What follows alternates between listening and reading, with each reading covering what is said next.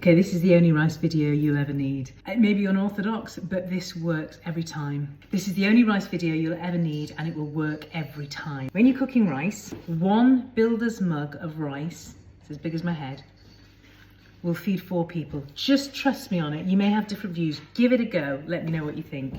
So 1 builder's mug of rice goes unwashed. I don't wash it.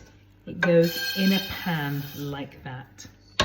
To that, I add exactly double the water. So that's 2 builder's mugs of water. 1, 2.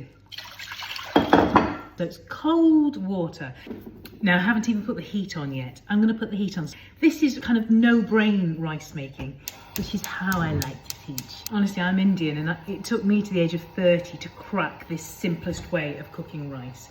So it's gone into the pan.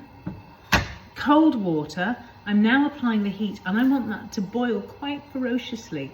I'm not even stirring it. You don't need to hassle it at all. I'm going to boil this now until I get to what I call the panic point.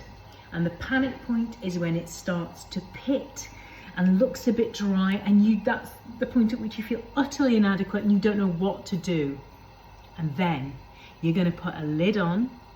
You're going to switch the heat off, and that rice will cook itself in 20 minutes. The secret to cooking good rice is to find a pan that has a lid that fits tightly, because when the time comes, you put that tight lid on, and that's going to form this rice oven that's going to cook that rice perfectly. So, boiling away, let's watch. All right, so here we are. It's been about 8 minutes, and I've got to this stage where it's beginning to pit, it's beginning to dry out. I'm going to just turn the heat down. I'm beginning to panic, and this is what you do. You take your lid, you put it on, you switch your heat completely off, and in fact, I would go and put this on what I call the naughty step. I'd just put it in a different part of the kitchen, on a side, and in 15 minutes, you come back and that rice will have cooked itself to perfection. So here's your mantra. I'm at panic point where you feel like you want to ring your mum. Lid on, and then you put it on the naughty step, and in 15 minutes this rice will have cooked to perfection. So panic point, lid on, naughty step. It's as simple as that. I don't add salt to my rice. You don't need to. It is delicious with it in, to be honest, but I often oversalt my food anyway.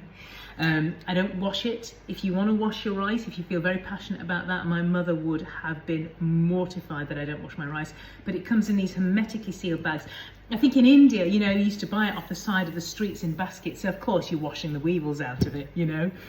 I'll tell you a couple of rice stories while I'm waiting for this to cook. In India, whenever we add rice to the pan to cook, we always put 3 pinches back into the main container, so your main container of rice never runs out. Because that is the biggest phobia in an Indian household, is to run out of rice, to the point where even if you have run out of rice and you've got to go and shop for some, you don't say I've run out of rice. You say Chal Baranto, which means we've got too much rice.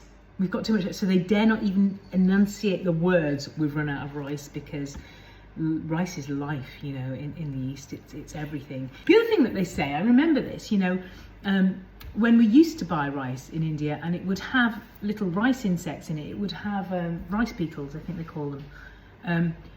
What my grandmother and my mother would always say is that makes the rice even tastier, which is crazy, but it's any spin to make you love rice and all its afflictions. So my mother used to say, if it's got child puka means rice insects. It's got rice insects in it, it's even more delicious.